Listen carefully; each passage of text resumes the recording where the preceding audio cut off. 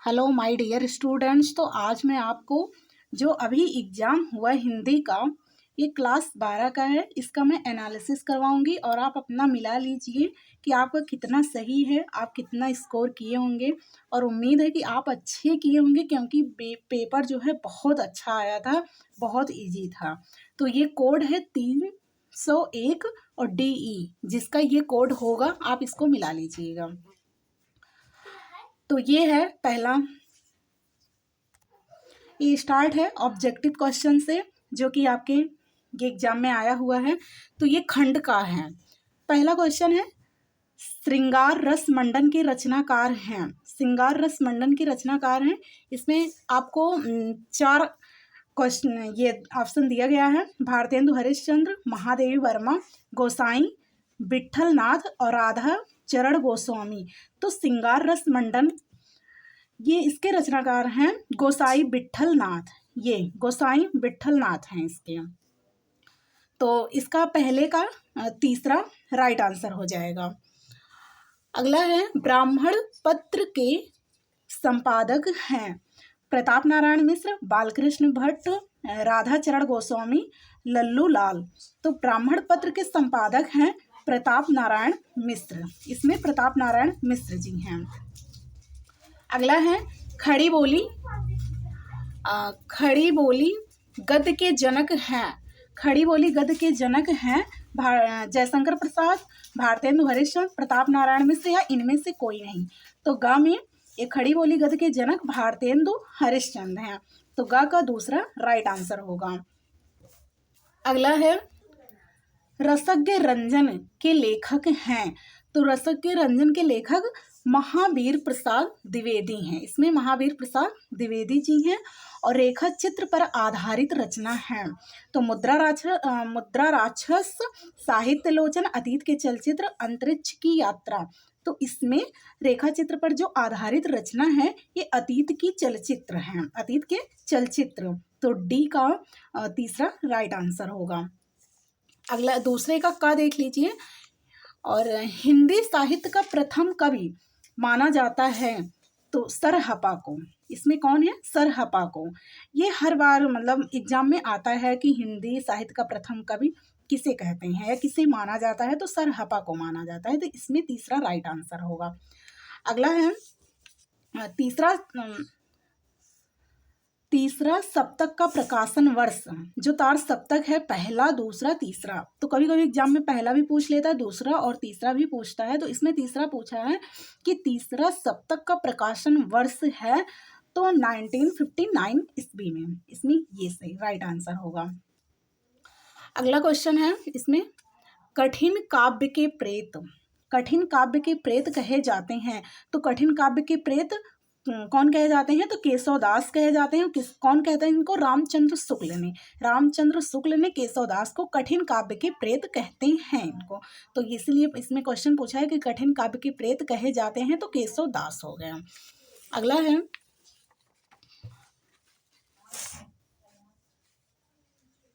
सामधेनी काव्य के रचयिता हैं। तो सामधेनी काव्य के रचयिता हैं रामधारी सिंह दिनकर। इसमें रामधारी सिंह दिनकर होगा। निम्नलिखित में से कौन सा ग्रंथ रीतिकालीन काव्य परंपरा से संबंधित है? तो ये बिहारी सतसई है। इसमें बिहारी सतसई होगा। तो ये आपके ऑब्जेक्टिव क्वेश्चन थे जो कि आए हुए थे और उम्मीद है कि आप अच्छे से किए होंगे क्योंकि ज़्यादा कठिन नहीं था, मतलब इजी मॉडरेट था, बिल्कुल भी कठिन नहीं है। जो बच्चे पढ़े होंगे वो अच्छे से इसको किए होंगे। और अगला है, ये गद्यांश से आया है। निम्नलिखित गद्यांशों पर आधारित प्रश्नों के उत्तर दीजिए। एक गद्यांश था जो कि आपको पढ़ना था और इसमें से ये क्वेश्चन पुटअप किया गया है। उपयुक्त गद्यांश के पाठ तथा उसके लेखक का नाम। तो ये राष्ट्र का स्वरूप है जो कि वासुदेव शरण अग्रवाल इसको लिखे हुए हैं और राष्ट्र के स्वरूप चैप्टर से आया हुआ है। रेखांकित अंश की व्याख्या कीजिए। तो आप अगर इसको पढ़े होंगे तो आप इसकी व्याख्या किए होंगे और ये जो क्वेश्चन दिया गया है इसके आप आंसर जरूर लिखे होंगे। और इसमें अथवा करके दिया होगा। अगर आपको वो आ रहा था तो वो किए होंगे या तो ये किए होंगे। आपको 2 दिया जाता है गद्य से, जो आपका सही जो आपको आता था वही आपको करना रहेगा। अगला है पद्य से। इसमें भी वही था कि पाठ का शीर्षक का नाम और कवि का नाम लिखना था, रेखांकित अंशों की व्याख्या करना था। इसमें भी 2 था, तो जो आपको आ रहा होगा आप वही किए होंगे, इसमें कोई वो नहीं है। अगला है, इसमें जीवन परिचय पूछा गया है कन्हैयालाल मिश्र प्रभाकर का, प्रोफेसर जी सुंदर रेड्डी, हरिशंकर परसाई। तो 3 में से आपका एक जरूर आपको आता रहा होगा, तो आप किए होंगे। अगला है, ये गद्य से वो पूछा गया था लेखक का, और पद्य से कवि का पूछा गया था, जैसे भारतेंदु हरिश्चंद्र, महादेवी वर्मा, अयोध्या सिंह उपाध्याय, हरिऔध। तो इसमें से जो आपको आता रहा होगा आप किए होंगे। अब अगला है पंचलाइट। ये भी बहुत इजी था, और जो कि हर बार एग्जाम में पंचलाइट से जरूर आता है।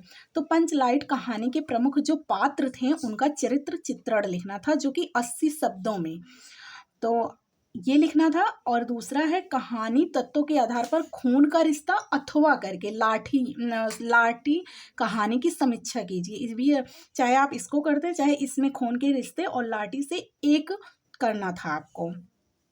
ये भी इजी था, और जो कि हर बार एग्जाम में पूछा जाता है।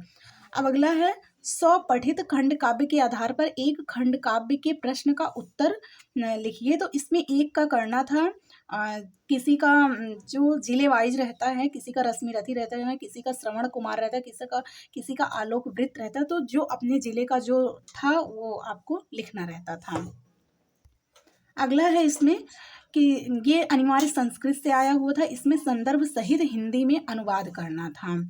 तो आप किए होंगे, इसमें भी अथवा करके दिया जाता है, जो आपको आता होगा वो आप कर लीजिए। और ये भी है, अनिवार्य संस्कृत का ही है।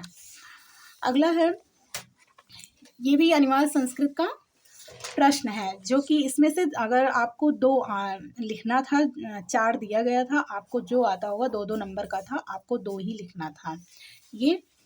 और ये है, रस से आया था, श्रृंगार रस अथवा विभत्स रस की परिभाषा लिखकर उनका उदाहरण दीजिए। तो आप या तो श्रृंगार रस लिखिए या तो विभत्स रस। एक रस पूछा था, इसमें एक रस लिखना था, जो कि उदाहरण सहित इसकी उदाहरण भी लिखना था, इसको परिभाषा और उदाहरण लिखना था। और यमक अलंकार अथवा उपमा अलंकार, इसकी भी परिभाषा और उदाहरण सहित लिखिए। इसमें भी या तो आप यमक अलंकार लिखिए या तो उपमा अलंकार, एक लिखना था और परिभाषा लिखकर उदाहरण देना था इसका। और एक छंद से आया था, दोहा छंद अथवा कुंडलीय छंद। ये इतना इजी था, आप जो भी बच्चे पेपर देने गए होंगे सब याद किए होंगे, क्योंकि ये यमक अलंकार, श्रृंगार रस, दोहा छंद, ये तो आपको बिल्कुल भी याद रहा होगा। तो दोहा छंद या कुंडलीय छंद, इसमें भी एक ही करना था, चाहे आप दोहा छंद कर देते, चाहे आप कुंडलीय छंद। इसकी भी परिभाषा लिखनी थी और उदाहरण सहित इसको लिखना था, व्याख्या करना था। परिभाषा या उदाहरण वही दोनों लिखना था। अगला है, निम्नलिखित में से किसी एक विषय पर निबंध लिखिए। साहित्य समाज का दर्पण है, राष्ट्र के निर्माण में युवाओं की भूमिका, आतंकवाद मानवता के विकास में बाधक है, विज्ञान वरदान या अभिशाप। इन चारों में से आपको जो भी अच्छे से आ रहा होगा आप उसको किए होंगे।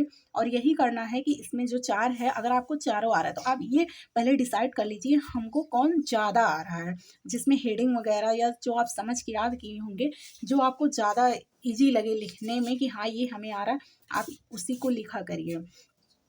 अब अगला है, नयनम का संधि विच्छेद। ये संधि विच्छेद से आया है, तो इसमें ने धन ने प्लस अनम होगा, इसका ये होगा ने प्लस अयम। ये नयनम का संधि विच्छेद है।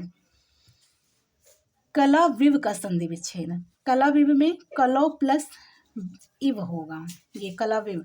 वृद्ध का संधि विच्छेद पूछा है, कला विव का है, नयनम का है, ये संधि से है। अब अगला है, निम्नलिखित में से किसी एक पद का विग्रह करके समास का नाम लिखिए। तो किसी एक का करना रहता है, अगर अनुरूपम का, श्रेष्ठ पुरुषा का, मीनाक्षी का। तो आपको एक करना है, तो अनुरूपम का जो होता है ये अव्ययी भाव समास है, और रूपस्य योग्यम, इसका मैं लिख के आपको बता दे रही हूँ। ये देखिए, अनुरूपम में क्या है, इसमें अव्ययी भाव समास है, और इसका समास विग्रह होता है रूपस्य योग्यम। ये पहला है।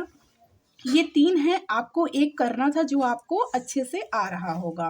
तो अनुरूपम का हो गया अव्ययी भाव अव्ययी भाव समास और समास विग्रह है रूपस्य योग्यम। और दूसरा है श्रेष्ठ पुरुषः, इसका समास होगा कर्मधारय समास और इसका समास विग्रह है श्रेष्ठः च असौ पुरुषः। ये श्रेष्ठः च असौ पुरुषः है इसका समास विग्रह। और तीसरा था मीनाक्षी, इसका भी कर्मधारय समास है और इसका समास विग्रह है मछली के समान आंखों वाली। ये तीनों अगर आप इसमें से एक भी किए होंगे तो आपको 2 नंबर फिक्स है मिल जाएगा। तो ये तीनों है, अनुरूपम का है, श्रेष्ठ पुरुषः का है और मीनाक्षी का है। ये तीनों का समास विग्रह है। अब आगे देख लीजिए आप लोग, प्रार्थना पत्र। आपके एग्जाम में प्रार्थना पत्र भी आया था। बैंक में खाता खोलने के लिए बैंक प्रबंधक जो होते हैं उनको प्रार्थना पत्र लिखना था और अथवा करके दिया था कि अपनी गली मोहल्ले की नालियों की समुचित सफाई के लिए नगर निगम के स्वास्थ्य अधिकारियों को पत्र लिखना था। 2 था तो 1 लिखना था आपको, आप लिखे होंगे। और निम्नलिखित में से एक शब्द के धातु एवं प्रत्यय का योग स्पष्ट कीजिए। महत्तम, जैसे कि तम प्रत्यय होता है, इसमें जगत्वा त मति मति में मति रहता है, तो आप इसमें से 1 जरूर किए होंगे और ये 1 नंबर का था। अगला है निम्नलिखित में से किसी एक शब्द का प्रत्यय लिखिए। इसमें भी प्रत्यय पूछा है, तो इसमें है बलवती, वती, गुरुत्तम, तम, पठित्वा, त्वा। तो 1 का प्रत्यय आपको लिखना था। अगला है, ये देख लीजिए, रेखांकित पदों में से किसी एक पद में प्रयुक्त विभक्ति तथा संबंधित नियम का उल्लेख कीजिए। तो इसका मैं अभी लिख के आपको बता रही हूँ कि इसका क्या होगा। इसमें पहला है कि इसमें विभक्ति बताना था और नियम बताना था।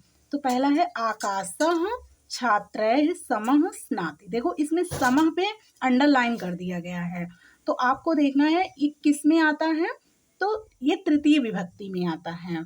और सह युक्ते प्रधाने, अगर आप इसको याद किए होंगे तो इसका नियम जो है, आपको नियम में ये समः रहता है, तो ये तृतीय विभक्ति है। अगर आप इसको तृतीय विभक्ति किए होंगे और सहयुक्त प्रधाने जो होता है इसमें का है, तो ये सही है आपका, अगर आप इसका नियम का उल्लेख किए होंगे। और दूसरा है श्री गणेशाय नमः। अब इसमें नमः देखिए, नमः पे अंडरलाइन किया गया है, तो ये चतुर्थी विभक्ति है।